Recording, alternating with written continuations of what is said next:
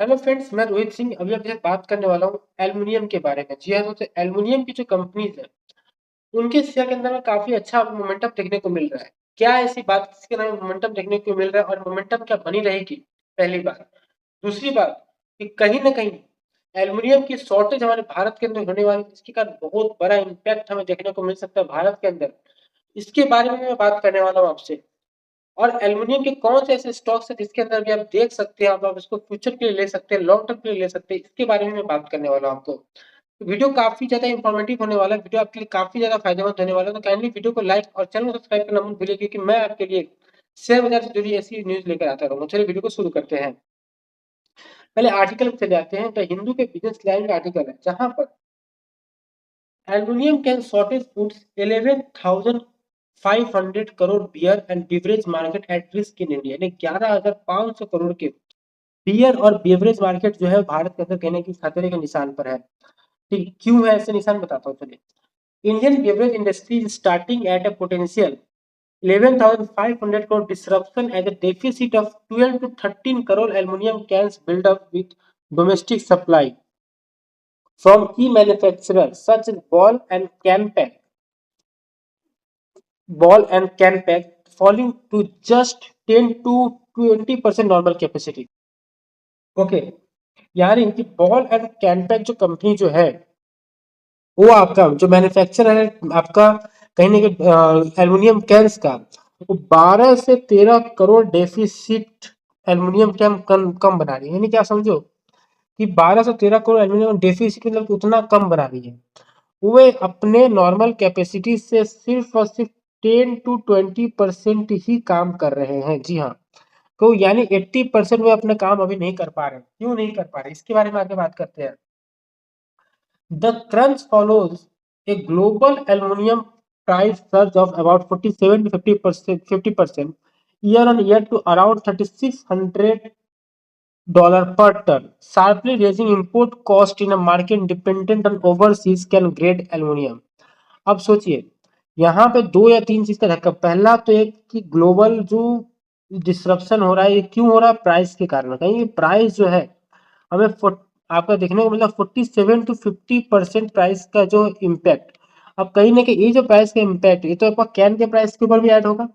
Okay, और दूसरा जो चीज है कि इंपोर्ट कॉस्ट के अंदर भी हमें कहीं ना कहीं इंक्रीमेंट नजर आया है। क्यों? जब से मिडिल ईस्ट के अंदर वॉर वगैरह चालू हो गया तब से। अब दूसरी तरफ the impact is now visible across bars, retails, quick commerce platform. सभी जगह इसका इम्पैक्ट नजर आने लगा है भारत के अंदर। जैसे डाइट कोक जो है ना, वो कहीं ना कहीं वो भारत के बहुत सारे मार्केट से गायब हो चुके। मॉन्स्टर एनर्जी जीरो अल्ट्रा जो है व्हाइट कैन, वे भी बहुत सारे जो चीजों से, और टॉप सेलिंग जीरो शुगर जो है ना, जो कोक है, वे भी मार्केट से गायब होते रही है।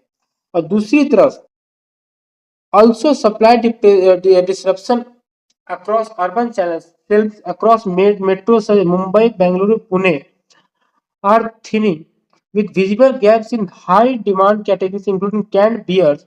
Industry is now approaching a supply cliff as pre-disruption inventory runs out. तो कहीं ना कहीं जो भी बियर की जो कंपनियां हो गई, आपका जो सॉफ्ट ड्रिंक की कंपनी, सारे के सारे सेक्टर में यहाँ कहीं ना कहीं डिस्ट्रप्शन देखने को मिल रहा है। जहाँ पे व्हाइट बियर भी गायब हो गई है, सब कुछ गायब हो चुका है।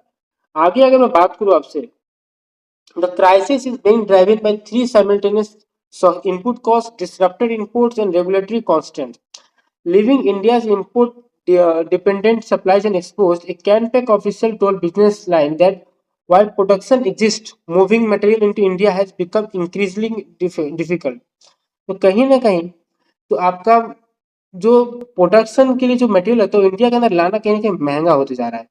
और दूसरी तरफ कैनपैक जो है, कोको कोला, यूनाइटेड ब्रीवरीज यानी हाइनेकेन, Carlsberg, AV InBev and Pepsi को पाल एग्रो डिसरप्शन एग्रो के अंदर डिसरप्शन में देखने को मिल रहा है। दूसरा जो है, जो हमारे इंडिया के अंदर मोस्ट पॉपुलर जो साइज है, वो है आपका 250 ml, 330 ml, 350 ml, 500 ml, driven by growing demand for convenience, e commerce and functional beverages. अब जो है कि देखो, यहाँ पर मार्केट रियलिटी जो है कहीं ना कहीं अभी हम, आप सोचो तो अभी क्या कहाँ से आ रहा है। जो भी हमारे देश में जनवरी फरवरी में जितने भी प्रोडक्शन हुए, अभी उसी प्रोडक्शन से कहीं ना कहीं हमारा कोटा फुल किया जा रहा है, लेकिन कब तक? पहली बात।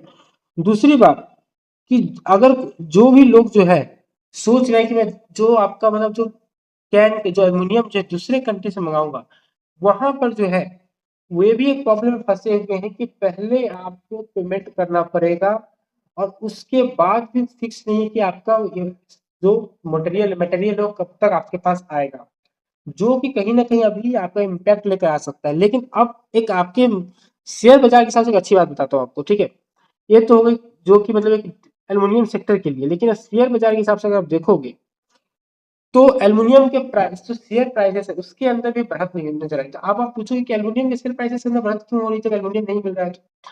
पहली बात है कि अगर एल्युमिनियम नहीं मिल रहा है तो मान लीजिए जो भी कंपनी जितना भी प्रोडक्शन करिए, मान लीजिए एक ही कंपनी, एक होता क्या है कि बिजनेस टाइम में डील होता है कि एक कंपनी इसी कंपनी से माल लेगी, लेकिन अगर एक कंपनी डिमांड को पूरा नहीं कर पाई, छोटी छोटी जो कंपनियां है ना, उससे कंपनियां अपने ऑर्डर को पूरा करके अपने डिमांड को पूरा करने लगती है, जिससे क्या होता है इनका तो प्रोडक्शन लिमिट कम है, तो कहीं ना कहीं इनका प्रोडक्शन 100% होने लगता है। ठीक है, इनका प्रोडक्शन जो 100% होने लगता है, लेकिन इन कंपनियों का प्रोडक्शन जो है 20% होता है।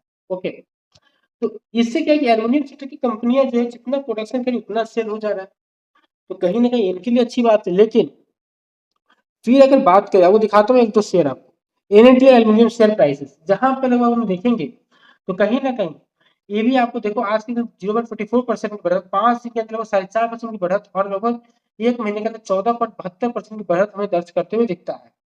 वहीं अगर मनकसिया एल्यूमिनियम के बारे में बात करें तो वो भी लगभग आज के दिन में लगभग 10% की बढ़त दर्ज करती है।